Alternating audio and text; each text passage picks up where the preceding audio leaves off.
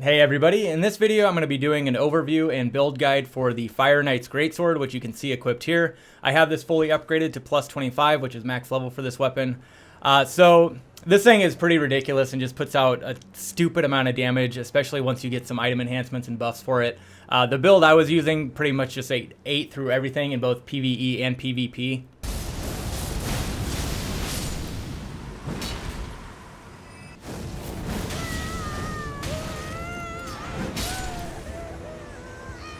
So I'll share two different builds that I was using with this. One is using the Ash of War Flame Skewer, and the other one is using the Flame Spear. Both are really powerful, but depending on your preference, you may prefer one or the other. So I'll kind of go through both aspects of that. But first off, just quickly going over the location of this weapon if you don't have it yet and tell you how you can get it. And then get into things like the moveset, the stats for the weapon, the damage profile, and then, like I mentioned, build options and item enhancements. And then finally, just show some gameplay using it in both PvP and PvE so you can see what it looks like in action.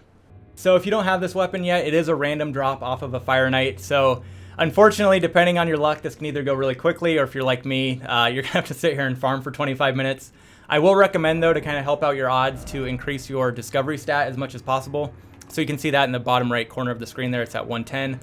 The biggest thing would be to equip the Silver Scarab Talisman, so you can see that's increasing it to 185. You can also increase your arcane stat, whether that's directly or other pieces of equipment like talismans, so things like the Outer God Heirloom and Marika's Source Seal. So that's increasing it to 195, you can see there. So having that high is just going to increase the odds of item drops. Once you have that done, this is located here on the map. We're at the storehouse first floor side of Grace. And basically it's just kind of going through the cycle of taking this elevator down.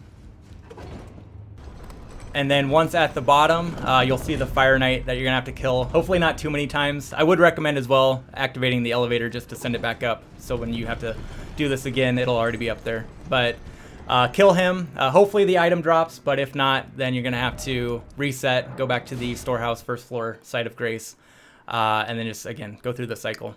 So, again, depending on your luck, this could go really quickly, or you may have to spend some time doing this, unfortunately. Now looking at the stats and info for the weapon, I've got the base version on the left and the plus 25 version on the right. This is in the Colossal Sword category and comes with both physical and fire damage. I'm using this weapon with the Flame Art affinity applied, which at max level gives an E attribute scale for both strength and dexterity, as well as a B scale and faith. And then in terms of the minimum requirements for those stats, you'll need at least 22 strength, 18 dexterity, and 12 faith to use it. So looking at my character stats on the right, I have 85 faith, 38 strength, and 18 dexterity, which is giving me an additional 26 physical damage and 318 fire damage. For this weapon, I'm doing two different builds. The first uses the Flame Skewer Ash of War. That costs 18 FP to use, but also has a follow-up that costs an additional 8, so that's 26 total. You can see the description for that here. You unwreath the armament in flame and assume a low stance before skewering the enemy, and then you also do have that additional strong attack follow-up for an additional flame attack. Next is the Flame Spear Ash of War, and this costs 19 FP to use. For this one, you ready the weapon for a thrusting attack and unleash a spear of flame straight ahead. You can also charge the attack to increase the damage dealt and distance traveled. Next, we'll go through the moveset of the weapon in both single-handed and two-handed mode.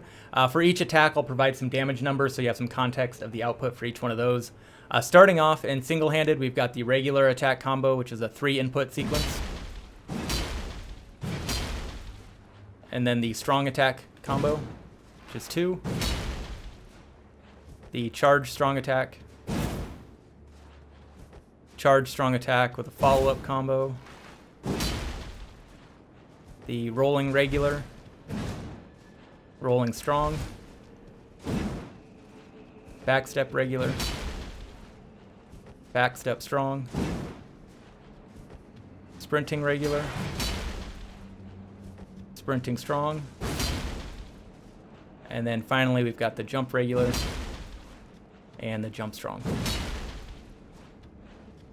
Alright, now switching to two-handed mode, I've got the regular attack combo,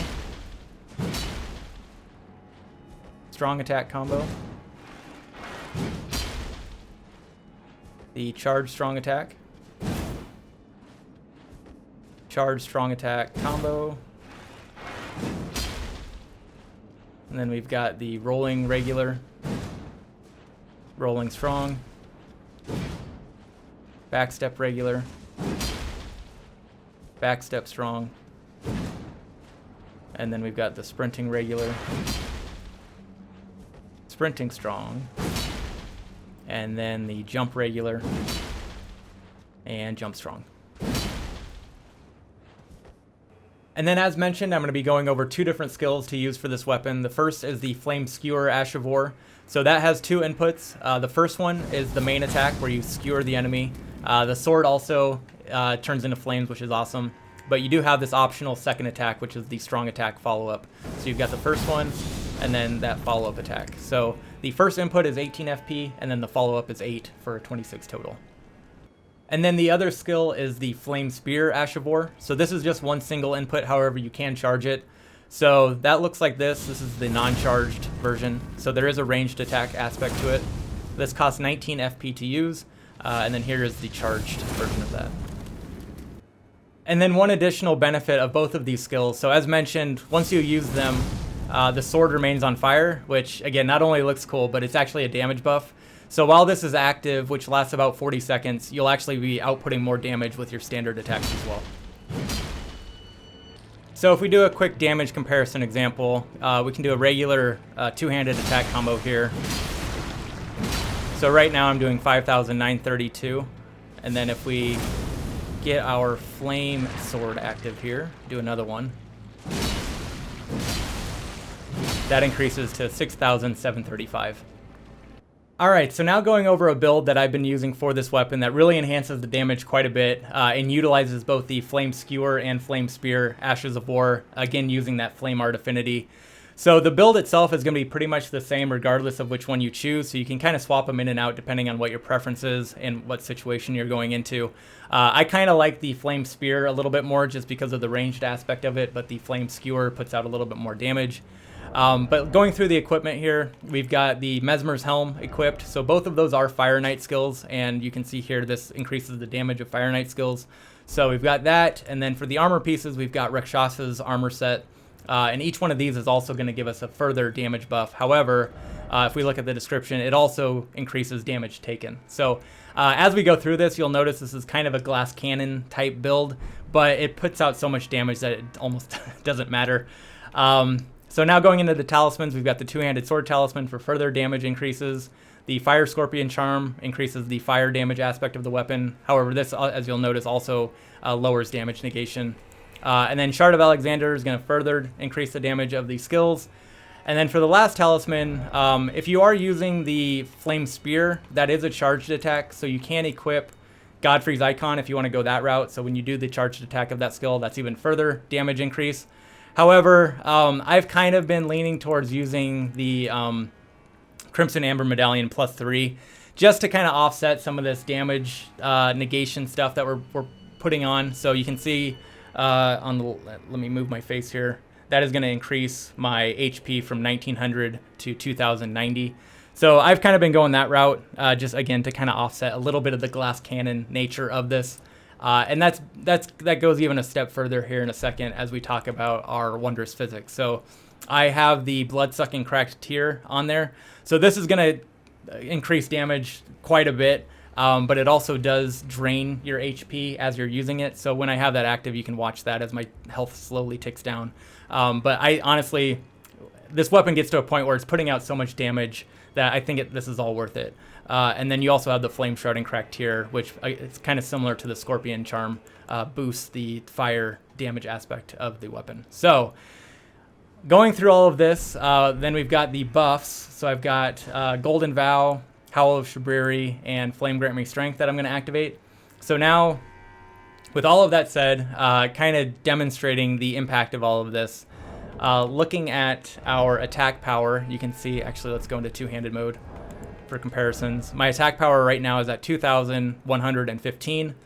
So with all of this equipped and whatnot, let's go Golden Vow and Howl of Shabriri, and then Flame Grant Me Strength, and then finally the Wondrous Physic. And going into two-handed mode, that increases our attack power up to 4,005. So that's kind of the attack power aspect impact of it. Now I'll just kind of go through and do some quick damage example so you can see some actual damage numbers as they compare from the sort of base version to this build. So we've got all of our buffs active, our equipment on and whatnot. So originally with no equipment, no buffs or anything like that, the regular attack combo did 4,427. That's now 11,929. We'll do a couple other attacks here. So the sprinting heavy was 1953. That's now 5,256. And then a jump attack was 1,905. That's now 5,128. But we can even take that one step further. As mentioned with the skill, you get that additional Flame Sword damage buff. So if you have the FP to kind of get all this active, we'll go through and get our buffs active along with the Flame Sword aspect of it. And I'm probably going to drink a potion here to get the last buff going here. Get Flame Grant Me Strength, and then the Wondrous Physic with the Flame Sword. And we'll do a regular attack combo in two-handed mode. And that gets us all the way to 13,046. And then looking at the Flame Skewer skill, so originally that did 3,529 total. Now that's up to 10,487. And then looking at Flame Spear, so we'll do a charged up close attack to get the full damage. Originally that was 3,326. Now that's 9,915. Alright, so that was a look at the Fire Knight's Greatsword upgraded to plus 25 in the build that I'm using with Flame Spear and Flame Skewer. Again, super ridiculously powerful weapon that can put out a ton of damage, especially when you enhance it with all these buffs and items. Just kind of ridiculous. So I'll show some gameplay of me using it in both PvP and PvE now so you can see what that all looks like in action.